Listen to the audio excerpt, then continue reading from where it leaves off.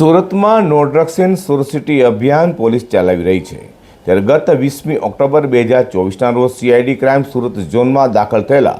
દારૂ તથા ડ્રગ્સની મહેફિલના ગુનામાં દારૂ અને નશીલા પદાર્થોનું સપ્લાય કરનારને એસઓજીની ટીમે ઝડપી પાડ્યા છે। સુરત પોલીસ કમિશનર અનુપમસિંહ ગેહલોત દ્વારા no drugs in Surat city અભિયાન ચલાવવાની સાથે સાથે સુરત શહેર અને અન્ય જિલ્લાઓના પોલીસ સ્ટેશનમાં નોંધેલા ગુનાઓમાં નાસ્તા ફરતા આરોપીને ઝડપી પાડવા અપાયેલી સૂચનાને લઈને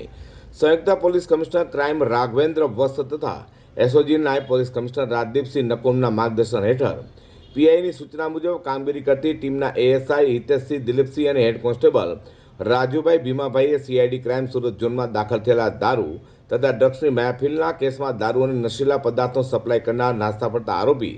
એવા સૈયદપુરા ટૂંકી ભંડારીવાડમાં રહેતા મોહસિન ઉર્ફે મુનાવર હાસિમ શેખને ઝડપી પાડ્યો હતો। તો ઝડપેલા આરોપીએ મિત્ર અમિત કુમાર અંતરસિંહ યાદવની બર્થડે હોવાથી પોતે મેફેડ્રોન ડ્રગ્સ વેચાતો આપ્યું હોવાની કબૂલાત કરી હતી। તો એસઓજી પોલીસની ટીમે આરોપી મોહસિન મુનાવરનો કબજો સીઆઈડી ક્રાઇમ સુરત ઝોનને સોંપવાની તજવીજ હાથ ધરી છે।